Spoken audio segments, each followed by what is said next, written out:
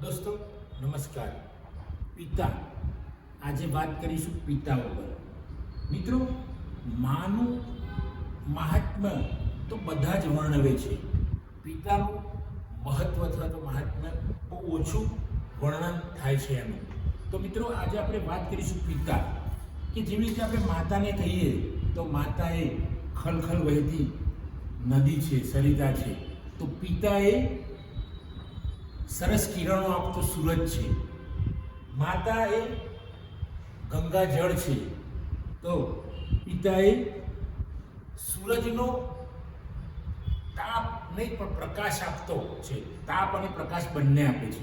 કારણ કે પિતા, મિત્રો, તમને કદાચ ખબર હશે કે આપણે નાનકડી કંઈ ઠોકર વાગે તો આપણે ઓય માં અથવા તો ઓય મમ્મી કહીએ છીએ. સામેથી બાઇક આવતું હોય, અચાનક આપણા ઉપર આવી ગઈ હોય તો આપણે ઓય મમ્મી અથવા તો ઓય માં એમ કહીએ છીએ. પણ જો કોઈ મોટો ટ્રક અથવા તો ખટારો આવતો હોય, અચાનક આવી ગયો આપણી સામે, તો આપણે અચાનક બૂમ પાડી ઉઠીએ છીએ, ઓ બાપા મરી ગયો, ઓ પપ્પા મરી ગયો.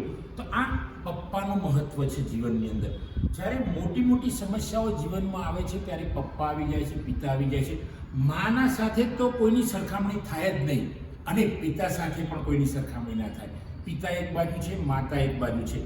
બંને પોતપોતાની રીતે અલગ પ્રેમ પરસાવે છે સમાજની અંદર, બાળકો માટે, સંતાનો માટે.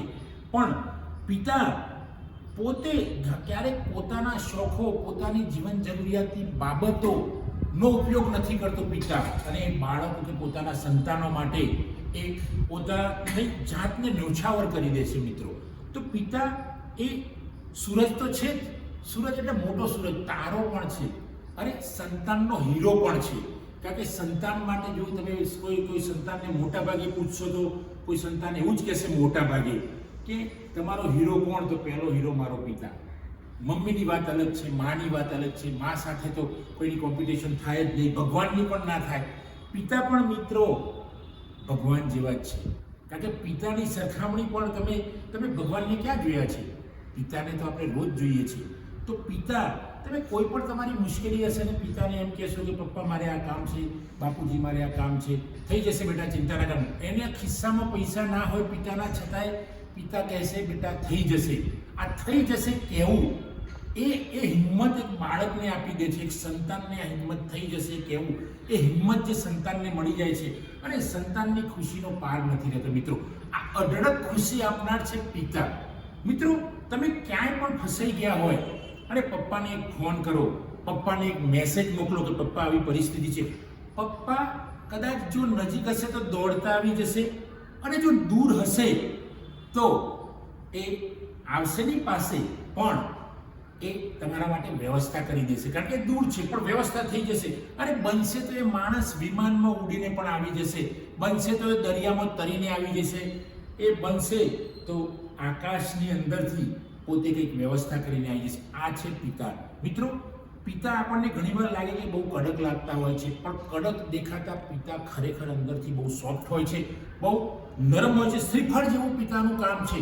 જેવી રીતે શ્રીફળ આપણને ઉપરથી કડક દેખાય છે, પછી એમના છોતરા કાઢીએ, જેમ જેમ છોતરા કાઢતા જઈએ એમ એમ એનું શ્રીફળ નીકળી જાય છે, આપણને ખુલ્લું થઈ જાય છે, ત્યારે પણ આપણને કડક લાગે છે. પણ જો આપણે એને શાંતિથી ફોડીએ અને એની અંદરથી જે મીઠું પાણી નીકળે છે, અને જે પેલું કોપરું મીઠું નીકળે છે, એ પિતાની સાથે સરખામણી કરીએ તો પણ ઓછી પડે. કારણ કે પિતાની સરખામણી કોઈની સાથે ના કરી શકાય.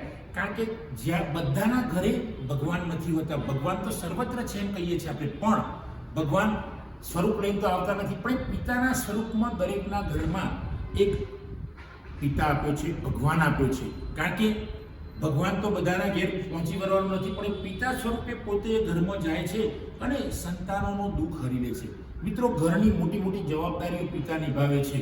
માતાનો રોલ તો અનહદ છે.